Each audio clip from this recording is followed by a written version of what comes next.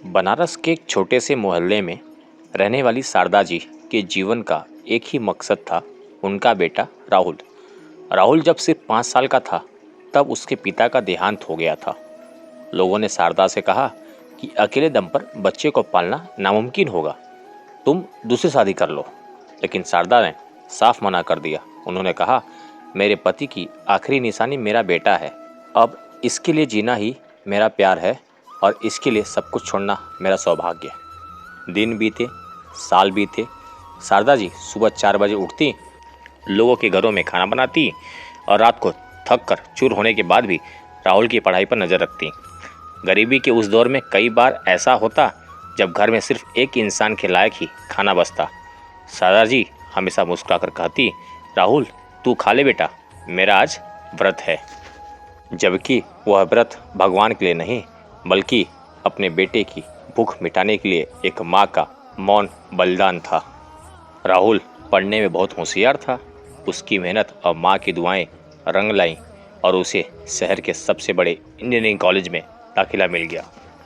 College की fees बहुत ज़्यादा थी, लेकिन शारदा जी ने बिना एक पल सोचे अपने सोने के कंगन, जो उनकी आखिरी जमा पूंजी और सुहाग की निशानी थी, उन्हें बेच दिया।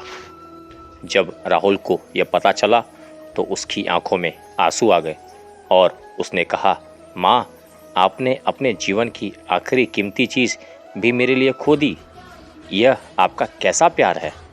शारदा जी ने उसके आंसू पोंछते हुए कहा, बेटा एक माँ के लिए उसकी औलाद की कामयाबी से कीमती कोई गहना नहीं होता, यह मेरा बलिदान नहीं मेरा प्यार है।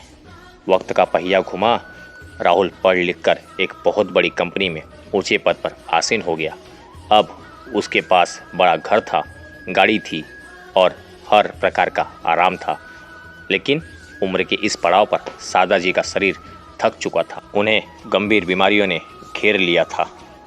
एक शाम राहुल अपनी माँ के पास आकर बैठ गया।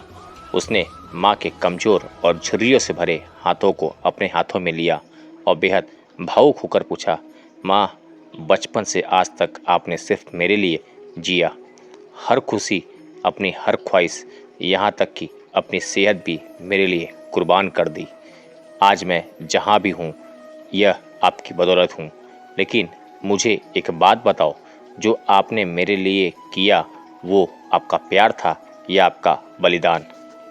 राहुल की बातें सुन शारदा जी ने अपनी कमज़ोर आंखें खोली और राहुल के चेहरे पे हाथ फेरा और मुस्कुराते हुए बहुत गहरी बात कही, मेरे बच्चे, जब तक मैंने अपनी खुशियाँ छोड़ते वक्त तकलीफ़ का एहसास नहीं किया तब तक वो मेरा प्यार था, क्योंकि प्यार में कुछ खोने का गम नहीं, सिर्फ देने का सुख होता है।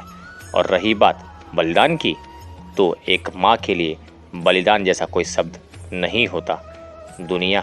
दुनिया जिसे मेरा त्याग कहती है, मेरे लिए वो तेरे सुनहरे भविष्य को बुनने का जरिया था।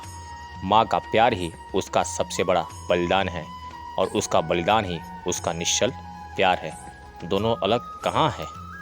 यह सुनकर राहुल की आंखों से आंसू बह निकले। उसने अपनी माँ को गले से लगा लिया। उसे समझ आ गया था कि माँ के आंचल की छाँव में जो सुकून है वो दुनिया के किसी तराजू में तौला नहीं जा सकता। दोस्तों, इस कहानी से हमें सीख मिलती है, माँ का प्यार और बलिदान दो अलग अलग चीज़ें नहीं हैं। माँ का हर बलिदान उसके बेइंतहा प्यार से पैदा होता है और उसका प्यार ही उसे हर मुश्किल से लड़ने का हौसला देता है। दोस्तों, ये कहानी कैसी लगी इस पर अपनी राय ज़रूर दीजिएगा और अगर कहानी अच्छी लगी हो तो वीडियो को लाइक और शेयर ज़रूर कीजिएगा और इस प्रकार की शिक्षाप्रद और मोटिवेशनल कहानियों के लिए चैनल को सब्सक्राइब जरूर कीजिएगा। धन्यवाद।